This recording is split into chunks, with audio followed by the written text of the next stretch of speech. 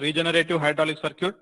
So regenerative hydraulic circuit means whatever oil is coming out of the cylinder, we are utilizing it to improve the performance of that particular cylinder. Now in this particular case, what happens is, this is the central position, all the ports are blocked. So there is no fluid entering into the cylinder. Now whenever you are actuating this particular lever, the valve will take up this position, which means these two are connected and these two ports are connected. So when the valve is in this particular position, the flow from the pump is entering into the piston side of the cylinder. The piston is going to move forward. Whatever oil is present, it is going to come out directly and it is coming at the pump. Now this oil, whatever pressure is generated, it is less than the relief valve pressure. So this oil will mix with the output flow of the pump and will mix and it will come over to the piston. So the advantage is whatever the pump is supplying, whatever the volume is there, along with that, whatever the oil that is present here, that is also mixing with the discharge. So you are having higher discharge available on the piston side. So if you are taking the output of the pump as Q1, that is the volumetric discharge, and whatever oil is coming out here, if you are taking it as Q2, the effective oil or the flow available at the inlet of the double acting cylinder here will be Q1 plus Q2. In the hydraulic cylinder, when the discharge to the cylinder increases, the speed of the piston is going to increase. So the piston here will move very rapidly during the forward stroke because it is getting oil both from the pump and also from the cylinder it is going to get. So the piston speed will increase. But always we have to remember the power supplied is constant. So if the piston speed is increasing, something has to reduce. Now the power, we know that it is equal to force into velocity. So in the forward stroke, if the velocity is increasing because of higher discharge available, the net force generated by the piston is going to reduce significantly. So this kind of regenerative circuit is used where you want very fast motion in one direction and ordinary motion in the another direction. In that particular cases, you can use a regenerative circuit. Otherwise, if you are not using the regenerative circuit, what happens means you have to use a pump which is having higher discharge, which means the pump size should be more. So you require a larger motor to drive that particular pump. The power consumption will be higher and also the cost of the pump is going to increase because of the higher output requirements. But by using the regenerative circuit, by using the same pump, it is possible to increase the discharge. But when the piston speed is increasing, the force is going to drop. Now what happens when the piston is retracted? So whenever you are pressing this particular lever, the piston is going to retract. So the fluid is going to enter from this particular side. It is going into the cylinder and it is rod end side of the cylinder, and from there, from the piston side, it is directly going into the tank without any obstruction. So only in the forward motion, you are having the regeneration. In the retraction motion, there is no regeneration because there is no mixing of the fluid. This is one important circuit which is there in the hydraulics. Without changing the size of the pump, it is possible to get higher discharge. If you are not using this, we have to remember that whatever pump we are selecting, it should have the capability for very high discharges. Next one is sequencing. By using the sequence valves, there are different methods of sequencing the hydraulic and pneumatic circuits. This one figure shows the sequencing by using a sequence valve. Sequence valve means it is very similar to the pressure relief valve. So whatever the pressure is there on one side of the valve will remain closed as long as the pressure on this side is less than the force exerted by the spring. When the pressure exerted is more than the force of the spring, this valve will open, give the supply, element, it is connected. So now again here, you are having a 4x3 direction control valve. If you are actuating this particular lever, this position of the valve is taken place. So these two are connected and these two will be connected. The pump flow will take place here.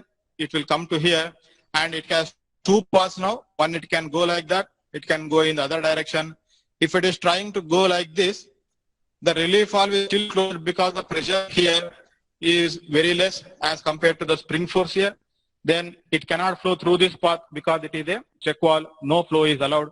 So the flow will continue in this direction. It will enter into the cylinder.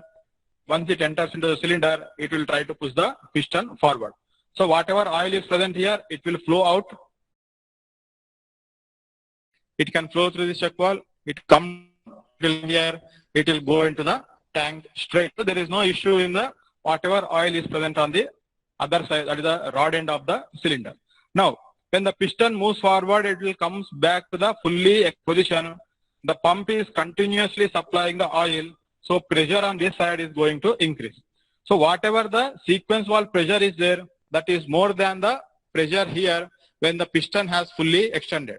So when the pressure begins to increase, the fluid which is applying pressure on the bottom side of the spool inside the sequence valve, that will be more than the force applied by the spring. So this relief valve is going to be lifted, flow is going to take place, it will come and it is going to enter the cylinder. Now when the fluid enters the cylinder, the piston will move forward. But what is the sequence here? So only after to actuate this lever, first cylinder is going to move forward. Only after the first cylinder has moved forward, then the pressure will increase and the second cylinder will move forward. Until the pressure in the first cylinder is exceeding the pressure setting of the sequence valve, the movement of the second cylinder is not taking place. So once the second cylinder is completely extended, then you can do some kind of machining activity or you can do some other action that is needed. After that activity is performed, you are going to actuate the other lever so that the cylinder can retract. So when you actuate this particular lever, what will happen? This position of the valve will be actuated, which means pump flow is coming to this side and the tank is connected to here. So this line is connected to tank and this line is connected to the pump. So when the pump flow is coming over here, you can see the pump flow will come here. It has got two paths. One is to the left, other one is to the right. So in the left side, when it is coming, again, you are having a sequence valve. So the pressure will be acted below the spool. That pressure is not sufficient to lift the spring pressure or against the spring pressure. So relief valve is closed. So again, it will try to flow here. The chuck valve is closed. So no flow can take place in this direction. So whatever fluid is there, it will try to flow in the available path. It will come here. It will enter into the second cylinder on the side.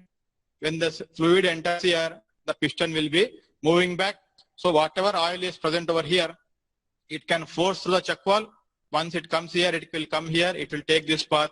It will come here and it can go into the tank because this position of the valve is actuated. Now, when the piston is continuously moving back and once it reaches the fully retracted position, the pressure here is going to increase. When the pressure here increases, we can see the fluid path here. The pressure will act on the bottom side of this particular spool inside the sequence valve. The spool will be lifted against the spring pressure and this flow path is open. So when this flow path is open, it will come here and it will apply the pressure over here. Then the cylinder A is going to retract completely. So the movement of A plus and B plus, which means extension of cylinder and A and extension of cylinder B will happen one after the other one in a proper sequence. Only after B cylinder, the retraction of cylinder A is going to start and only then it can happen. So now this can be considered for closing of the chuck in a lathe and closing the door. That is, this is cylinder A, this is cylinder B. A plus means the cylinder has extended, then B plus has happened. You actuate the lever, this cylinder first comes back. Then once this cylinder has completely returned back, the retraction of cylinder A is going to start and only then it can happen. So pump unloading circuit is operated using a unloading valve. This is the unloading valve here. So unloading valve, what does it do is, it will try to divert the flow coming from the pump directly into the tank.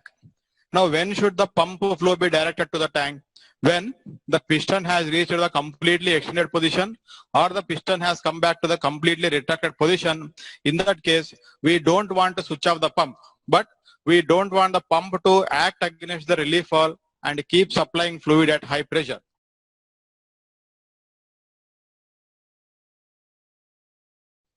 Only in those cases, we want the flow of the fluid to take directly into the tank. Now, how does this operate? Here you are having the unloading valve. Unloading valve usually will have a integral check valve. So chuck valve will allow fluid flow in this direction. So it will allow into the actuator. But if there is any higher pressure on this side, then the chuck valve will close. So in that particular condition, when you are having more pressure here than what is required, so that pressure is acting on the unloading valve. So this unloading valve will open. So when this unloading valve will open, what will happen? The fluid is not going like this into the tank. The fluid can only flow like that. So this flow is allowed when the pressure here is more than the spring pressure over here or spring force over here. Now when does this pressure become more than the spring force? So the pressure on this line is the pressure in the system. So when the piston has moved forward and it has reached the completely extended position, then the pump is continuously supplying the fluid. So when the piston has fully reached, the pressure on this side will reach a maximum value. At that particular maximum value, the fluid pressure is acting below the spool. The spool is lifted and the pressure here is going to drop. Now question is why the chuck valve is there. Now we have to understand when the spool is lifted and the flow is taking place directly to the tank.